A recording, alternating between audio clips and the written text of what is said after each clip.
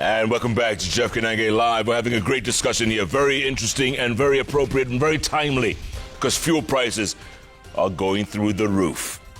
Although the government is trying to curtail that, stop that flow.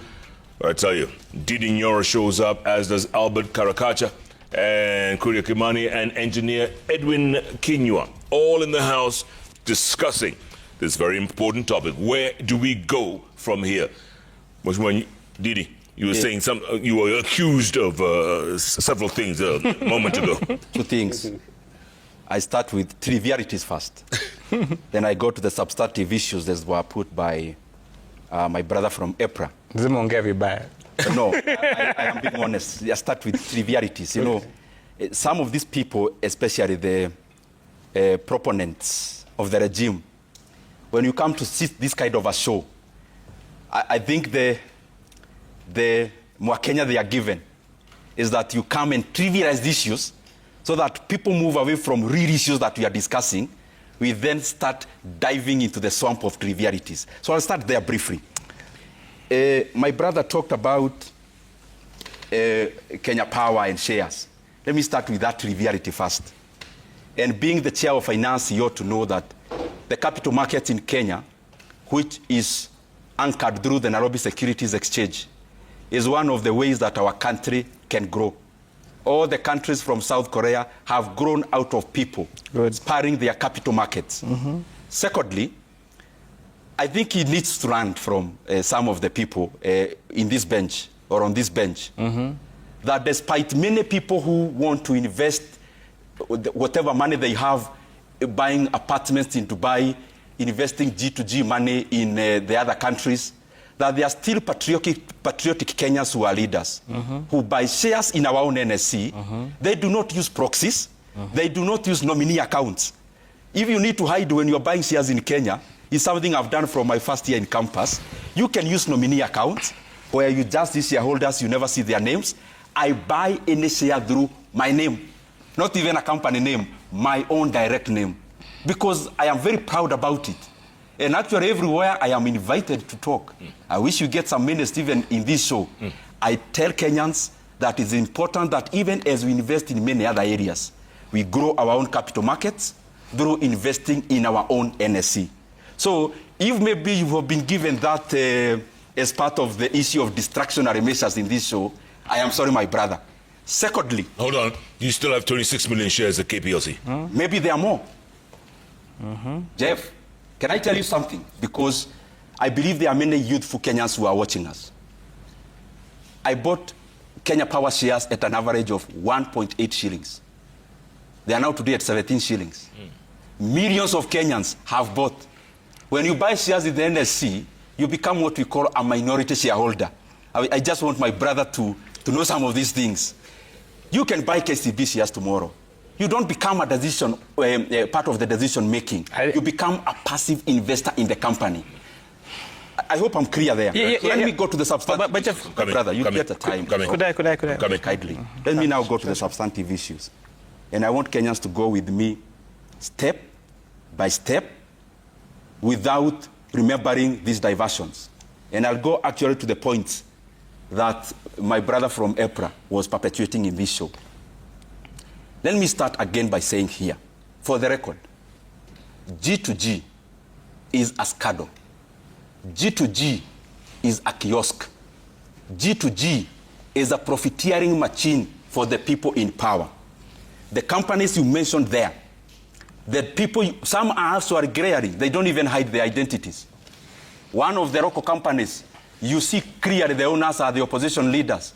When did it join G2G? After 2024 protest. And he talked about it. And I don't run away from responsibility. The point is, instead of us as leaders listening to what the Kenyan people wanted us to do, which were credible things, in whichever side you are in that time, it was important that we address the issues. But what did we do? We blanketed the issues. Then the political elite went into a room, cut deals. One of the deals was about G2G.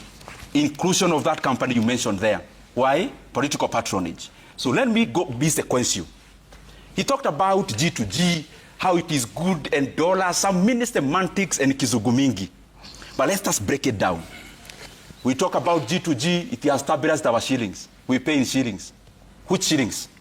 After 6 months, you still have to pay dollars. We don't pay Saudi Aramco in Kenya shillings. After time, you still have to pay dollars. So that's one. How has our performance in exchange rate performed since G2G? When we never had G2G, the Kenya shillings to USD was 118, maximum 120. Now after G2G, it is at 130. So which is better? When we never had G2G, euro to Kenya shillings was 116. It is now over 150. Which is better? The Great Britain pound was around 136 Kenya shillings to 1 GPB. Now, oscillating around 170 to 174. So that is hogwash all around exchange rate. Let's now come to the other issue in terms of G2G. Any arrangement you do as government, your clients are the people of Kenya. The clients of leadership should always be the people. Propagating what is good for the people is fulfilling your mandate as a leader. How do you fulfill that mandate in the oil sector? It is by making sure that the people you are leading are paying less for the same oil. Let's now distinguish Kenya when there was G2G, when there was no G2G, and when there is now profiteering out of G2G. The fuel, the barrel of oil globally, when there was no G2G, was $115 per barrel. How much were we paying at the pump? 160 for petrol, 140 for diesel. That is 2022, zero G2G, zero political patronage, zero scam. After the scam of G2G, the oil per barrel is now 98. Today, how much are Kenyans paying in the pump? 206. Remove first of all the communication there for consistency. We use what was there before. Kenyans are paying 206 for diesel, 206 for petrol. So what is better? It means the margin that is there between what was and what is, there are people feasting on it. Those are the owners of G2G. Let me tell you about something else. I wrote some of these things that were being propagated here. Pure propaganda. I was almost laughing, Jeff, that some countries have come to Kenya to benchmark on G2G. And one of the countries that were mentioned by a senior government official on this bench is Burundi. So a country called Burundi, which actually have the capacity in terms of ports, are selling their oil cheaper than Kenya, and people are here taking advantage of misinforming Kenyans that a country came to run to Kenya about G2G, a country that their oil currently and fuel in their own country is cheaper than Kenya. What an oxymoron is that? The last one, but there are many things we can say. G2G. It's called government to government. So who is government in the side of Kenya? Call it G to something else.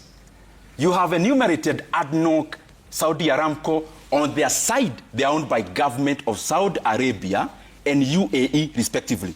So because these are countries that have fundamentals in terms of the rule of law, they are engaged in government, their own companies, their own citizens are benefiting. On our side, we are now here being lectured that in Kenya, I don't know, some LCETC, this is the fact. If it was to be G2G, the country would have engaged National Oil Corporation called NOC. Now, do you know what they lied to you? At the capacity. NOC didn't have capacity, and those other short stories. Whose responsibility is it to create capacity in NOC? Isn't it the same leaders Kenyans elect? It is them. Which is the bank that gives LCs? Go on. Kenya Commercial Bank. Yes, minority owned by the government of Kenya, but fully controlled by GOK. The same phone calls that were made to Kenya commercial banks to support G2G companies which are instruments of patronage. Why couldn't our leaders support our own NOC? So that when you come on TV and you say we have G2G, it is a real G2G. G2G, this show, what I'm saying, history will vindicate me. It is a scam, it is a profiteering machine, it is a vehicle of patronage. And that is why Kenyans are paying more than then. Lastly, G2G and other short stories.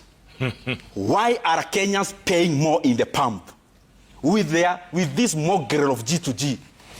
When Uganda without G2G are paying cheaper, Ethiopia without G2G, the Ethiopians are paying cheaper, the people in Rwanda are paying cheaper, in Burundi they are paying cheaper. All these regional economies have nothing called G2G. Their leaders are not taking money off their citizens' pockets through oil. That is why they are paying cheaper.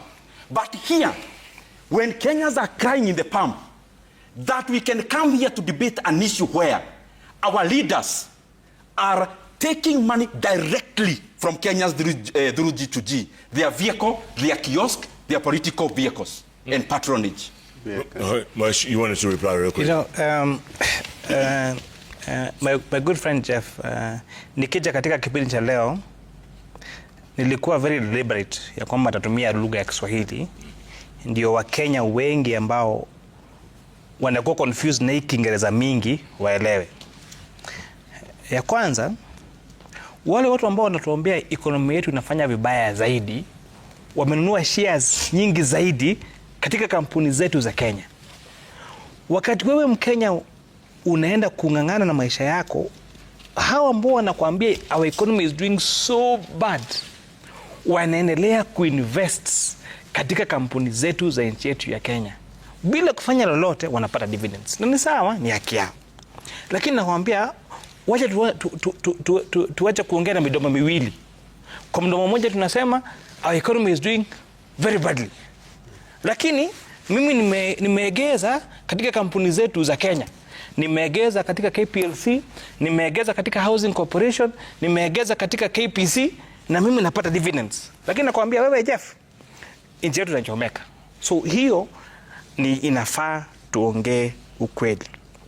Mapili,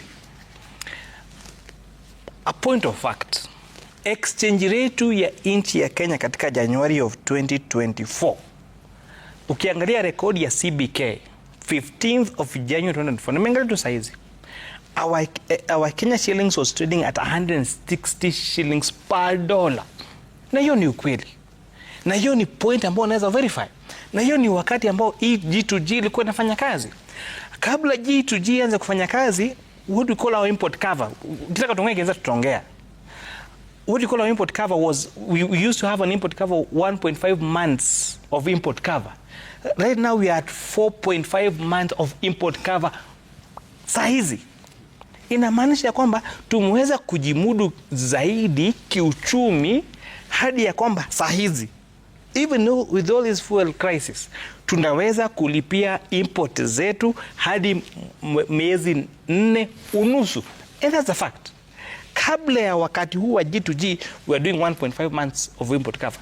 And that is a fact. Unaweza verify those facts katika Kenya National Bureau of Statistics. Unaweza angalia katika CBK data, na hiyo ni information ambayo it's readily available to the public. So tukiweza kuongea haya maneno yote, mimi nakubaliana na jambo la kwanza ya kwamba sisi hatuna mafuta katika nchi yetu ya Kenya. So we are facing a crisis. Fact. 2, we must find a solution. We agree. Lakini lazima tutofautishe siasa na maneno ya kufind a solution kwa crisis ambayo sio sisi peke yetu. Ndugu wangu ameongea kuhusu kabla ya G2G sijui bei ilikuwa mangani. Kabla ya G2G hatukuwa na vita Iran. Tulikuwa na seamless importation ya fuel katika nchi yetu ya Kenya. Tulikuwa na seamless importation of anything from across the globe. Saa hizi kuna wenzetu ambao wako Dubai, wako UAE ambao hata hawezi rudi Kenya saa hizi kwa sababu our flights have been affected. That is a fact. But hatutaweza kupata suluhu ya maneno haya kwa kuweka siasa ndani yake na kuweka uongo na kuweka propaganda na kuweka kutilia wengine vidole katika kichwa katika macho.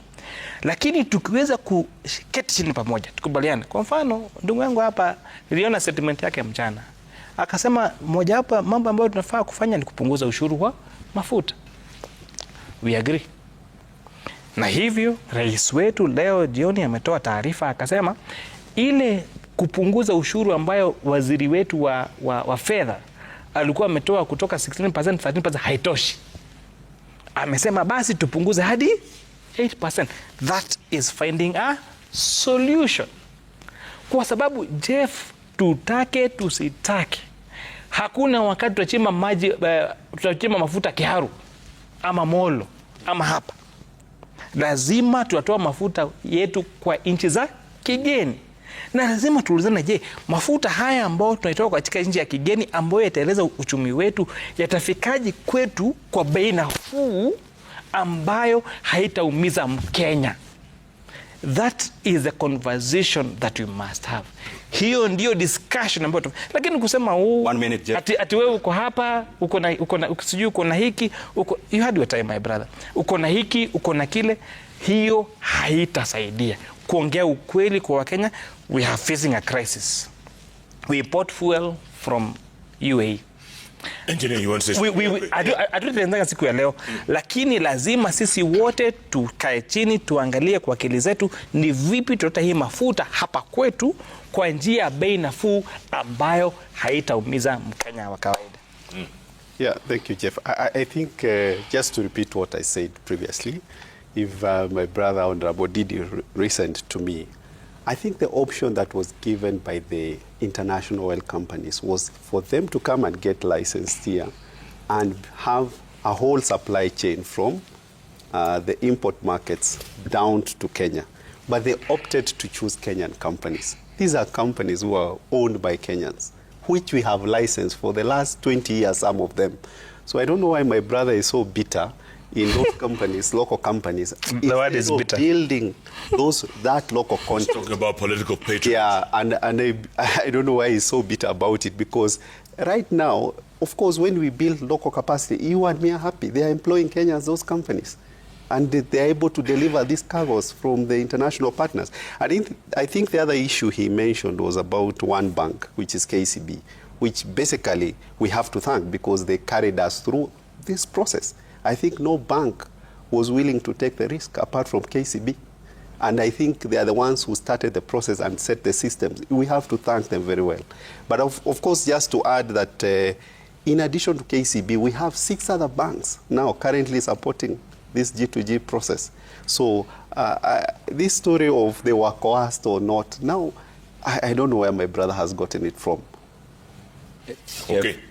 Right of response, man, to government against Kenyans. Keep it short, keep it short. Yes, man. So one. Kwanza ni local companies. Yeye ni mbunge wa UDA kwanza. What coincidence? So tuko the same coalition. It's good that we Sawa. Local companies. My brother, I can talk to you as a representative of the people. There is a mistake some people make. Gross mistake. Technocrats and also some of us as elected leaders. Taking Kenyans for granted. Every time you go to the people we serve, you realize there are no more Kenyans to take advantage of, and especially on the basis of information. All the Kizugumigi my brother talked about here from EPRA. Oh, local companies. That coercion kind of putting Kenyans into a corner is no longer a currency. No one is against any local company. Kenyans are against leaders profiting from their own misery. That is what G2G is. There is no coincidence that one of the company he mentioned himself here, they added in EPRA as part of G2G, happened after the handshake of this government. It was part of the negotiation that even as people had credible issues in the streets, leaders chose to cut deals and make money out of G2G by including some of the companies that belong to the opposition leaders in the program. It is bare for Kenyans to see. Let me now go back to 3 issues very fast as they were put forward by my brother here, Mheshimiwa Kimani. And I'm going back again because I see him being sent a text They say this. Come on, Let me tell you, my brother. Come on. If in your cabal you are looking for people to intimidate out of investing in Kenya, you are in the wrong forum. Come on. We will continue to be patriotic. Come on. Invest in Kenya as a leader. That is the badge of patriotism. And will not hide under proxies and nominee accounts.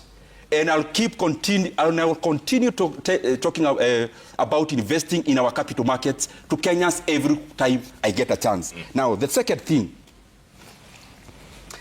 there is this repetition. Now, this is the third time he repeated. Exchange rate. But he never listened to himself properly. Exchange rate, for avoidance of doubt, the things I'm saying can be verified by Kenyans.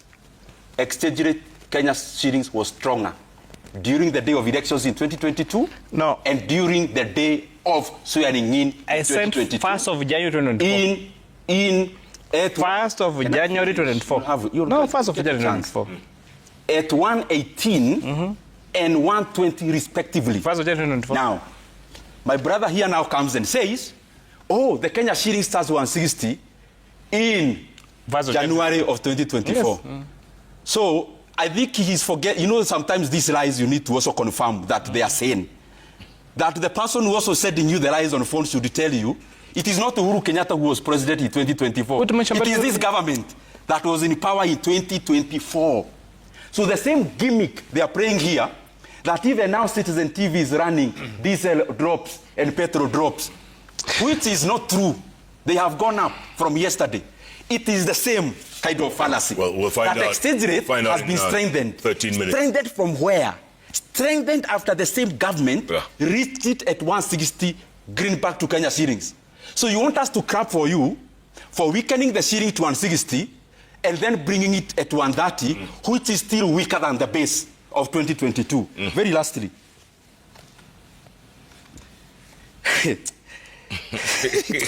Oh my goodness, Jeff. My brother is here saying, you know, in 2022 there was no Iran. Yes, there was no G2G, but there was also not Iran.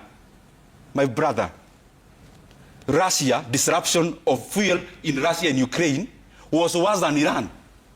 That is why the global oil prices in 2022 across all markets, Brent, crude oil, all manner of crude oil in the world, sweet, bitter, all of them, they were higher in 2022 than in 2026.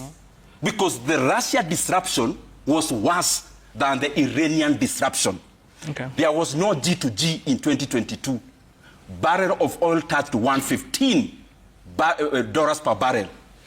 But in Kenya, we were paying $160 to petrol and $140 to diesel. Now we have Iran, a less crisis than Russia. The global oil prices, 98 today, dollars per barrel. How much are we paying in the pump? 206, respectively. That is petrol and diesel. My friends, please respect Kenyans. All right, we got a lot of feedback. Plenty of feedback. We're going to talk about. Before you got a chance to respond. Feedback so first. The first one from Madi says, doesn't cutting or suspending excise duty remove a straight per litre amount?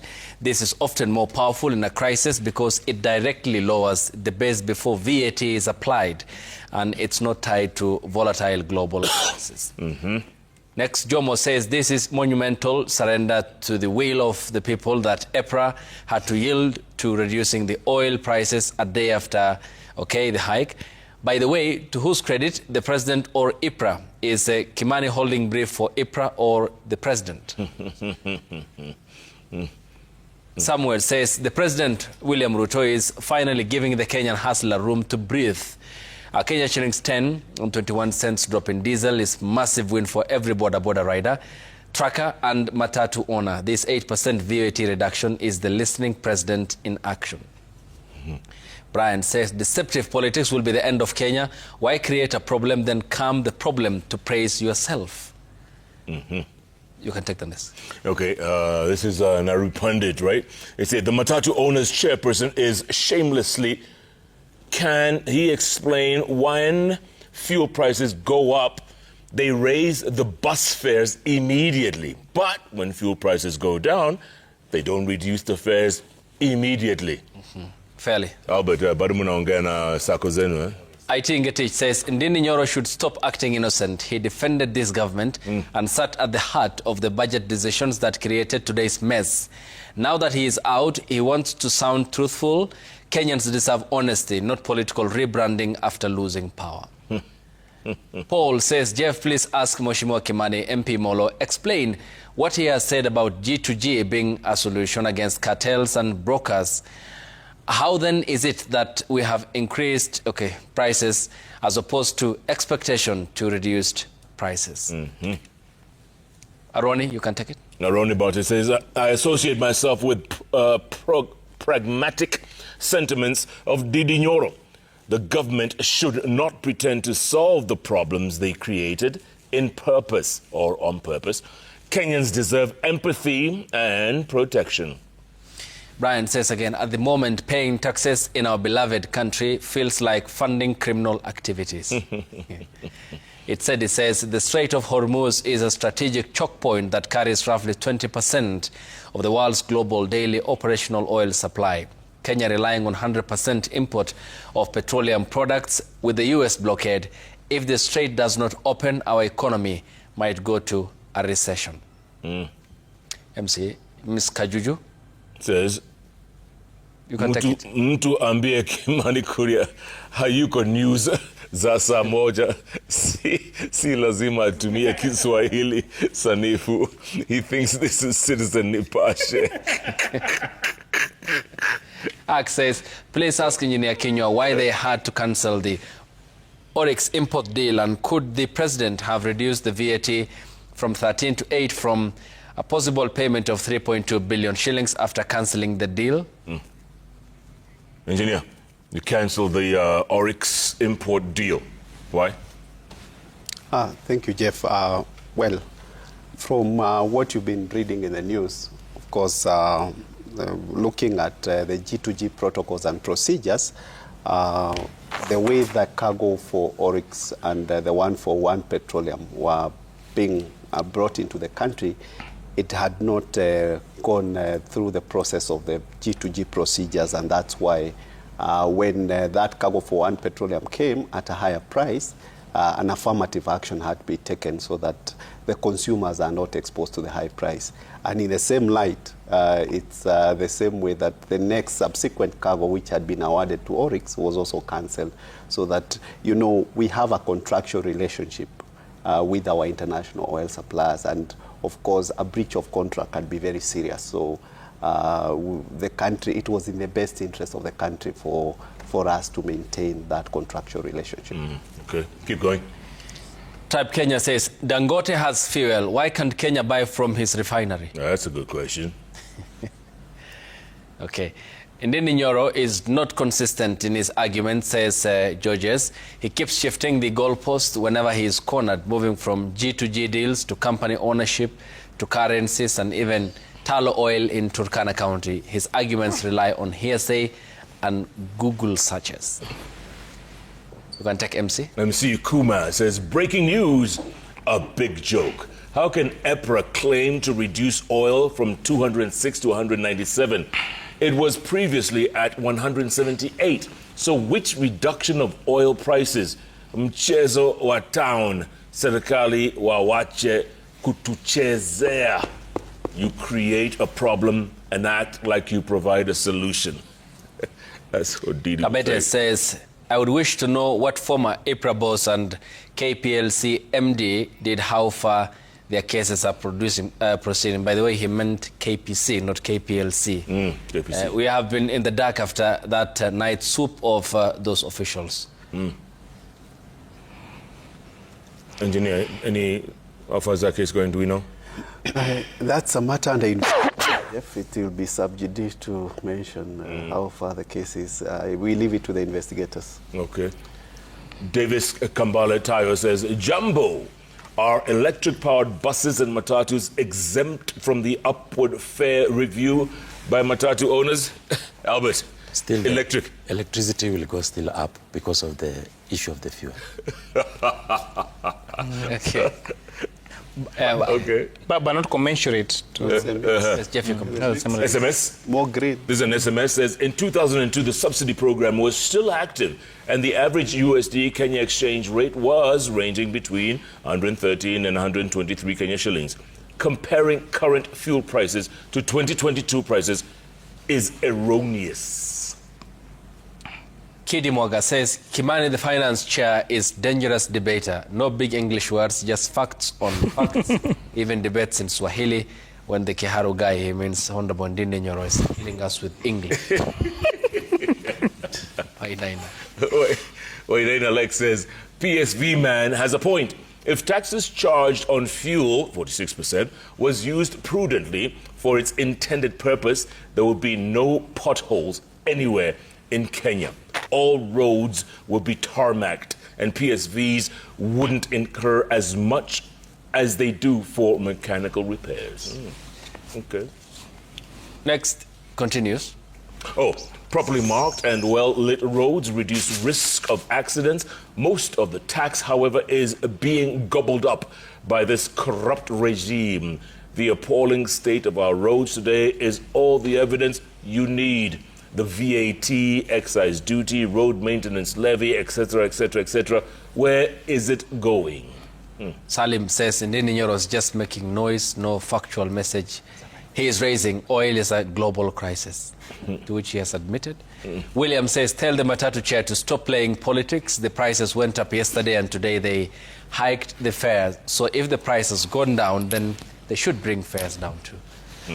Kenneth Kuboka says, why can't the government copy Uhuru Kenyatta in crisis by increasing Kenyans' disposable income, by reducing VAT, pay as you earn, remove housing levy and stop taxing gross salary and allowances?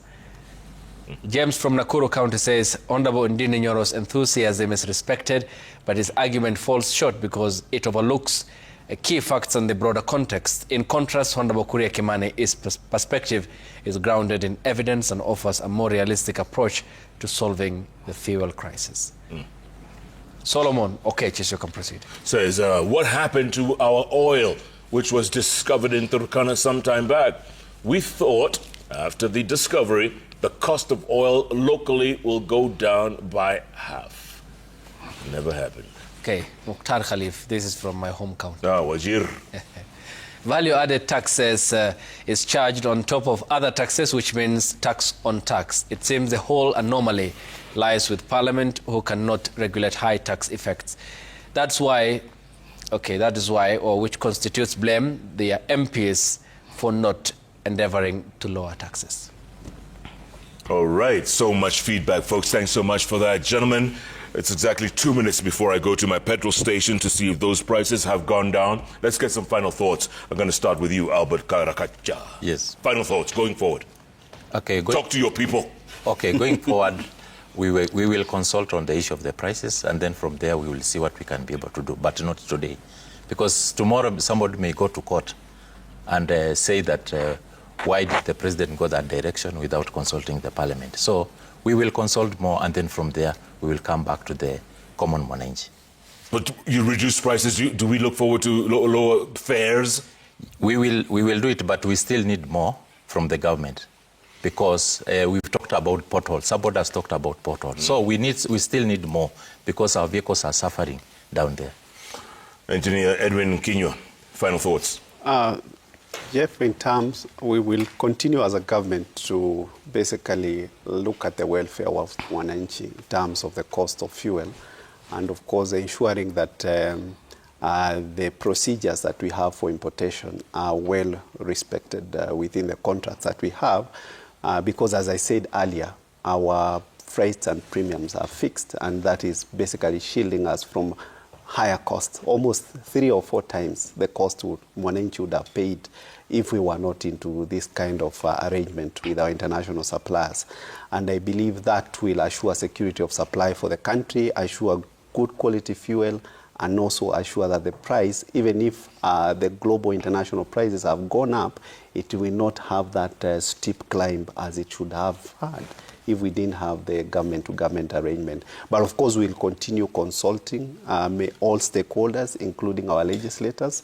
If it's matters to do with tax, if it's matters to do with policy, we'll work as one government to ensure that at least Mwananchi is shielded from the effects of this crisis. Thank you. And we're going to maintain that 8% now. We're going to stay there.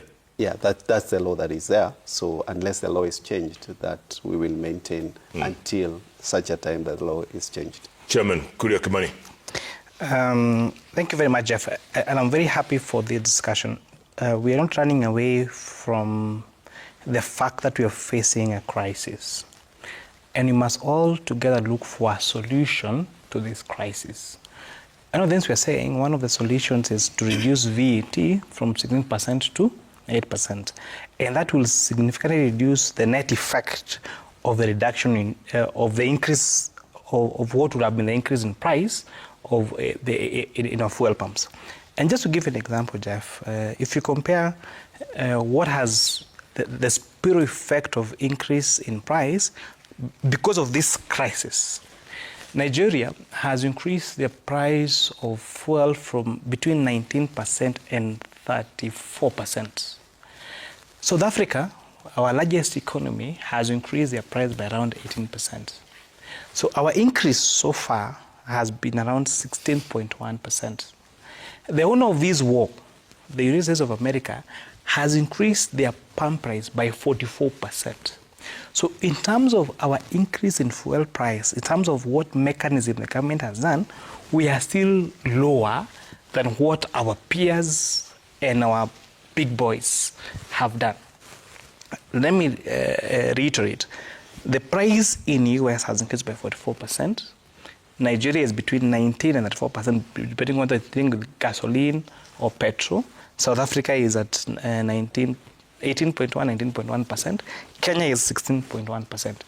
We all must work together towards reducing the price of fuel. However, we must be consistent in how we involve our people. You cannot yesterday say this, and now because you are in opposition, quote unquote, even though you belong to the ruling party, now you want to say something in the contrary just to please the people. As leaders, we must take courage, we must make courageous decisions, we must ably inform the people of the situation on the ground and offer alternatives. Lakini Jeff, hii mambo ya kupigia kelele, Kiingereza mingi, haitasaidia kubadilisha maisha ya Wakenya. Tukubaliane, mafuta si yetu. Mafuta inatoka UAE. Basi ni njia gani tutafanya sisi kama Wakenya kupunguza hiyo bei ya mafuta? Tukubaliane, alternative moja, reduce VAT. Na kumekubaliana. Na nisikiza opposition leo wakipiga statement zao, na wote walisema jambo ya kwanza ni kupunguza VAT. Na tunakubaliana tupunguze VAT. Haya, so all those methods you're talking about, let's work together. And I mean, let us work together to build our country without having to incite each other. Because tukitoka hapa Jeff, tutaambiana ukweli. Na tunajana kuna vipindire. Na hiyo vipindire haitajenga nchi. So si tukubaliane tu kwamba mafuta si yetu, mafuta ndoka kwa nchi ya kigeni, lazima tutafute njia ya kupunguza bei ya hii mafuta. Tuambie option yako na sisi tukwambie option yetu, tukubaliane ile option ambayo itapunguza bei ya mafuta zaidi tuende nayo. Lakini mambo ya kutupiana hapana, it's not worth it. And no need to do it. Nyoro, you get the last word. Thank you very much, Jeff, and I'll go back to I think the statement I started with, practical proposals. We must understand that we must take the decision now, invest our money, and stop the spiraling effect of higher fuel prices. That cannot be done by wishing. That can only be done by actual reduction of prices. And I gave 3 proposals which I want to reiterate now here in this show. One, I had given a proposal of reducing VAT, which we could knock off around 9 shillings, which has been done, but the process needs to continue in Parliament. The second thing we must do is that we must cut fuel levy, at the very least, by the 7 shillings that was added by the same government in 2024. That we must knock off. 3 is that there is something called subsidy. Subsidy is actually not money we allocate in the budget from the fiscus of the country. This is money that Kenyans have already contributed through the pump previously, through something called PDL, Petroleum Development Levy. Currently, we have around 17 billion. So the problem we are facing now in Kenya is temporary in nature. If you study the graph of 2022 during the Russia-Ukraine war, you realize that these kind of disruptions barely last for 3 months. Because in a matter of weeks, the world now starts looking for a solution, as it is happening now. Unfortunately, if you make the wrong decision now, the decision will be sticky. So when you increase prices based on the increment of oil, because oil is in every sector of the economy, once you actually do the actual increment, the spiraling starts immediately. For example, what my brother in the sector have already done, Boda sector did, and of course, Ubers and the rest are planning to do, manufacturing and the rest. So the question that we must have as policymakers is, do we spend some little more money now through subsidy, more cuts, especially in fuel levy, or do we let the problem spiral? From where I sit, it is much cheaper in terms of quantum to invest actual money now to bring down the fuel prices today, so that at least we arrest the spiraling effect that is to come in the many days. The other thing that we must do is to relook at our excise tax, and I'm looking at these things which are low-lying fruits, so that at the very basic, we maintain our fuel prices. Beyond everything else you have said in this show, we must come to this grounding that, as I repeated before, fuel prices should not be more expensive now than they were in 2022 when global oil prices were higher. It therefore means the reason why our oil prices are higher has a percentage of, let's say, over 40%, which is our own creation in the last 3 years. And the points I've given is basically not asking for us to go more than we were in 2022. It is making 2022 the base. Base in terms of VAT, now it's 8%. If you have to think about something else, is to exempt it. But the last 2 points, which I'm just repeating out of the emphasis. Yeah. The fuel levy was 18 shillings then. We need to take it back there to 18 shillings. We knock off 7 shillings out of the pump. And then we can knock off 12 shillings by providing 5 billion extra for subsidy. So that at least in the intervening period, which will not last for too long, we do not disrupt our economy, which will give us a spiral effect in the many months to come on an issue we can deal with today. The very lastly, we have a choice to make as Kenyans. And that choice, it doesn't matter where we start. We have to confront it. We must detach.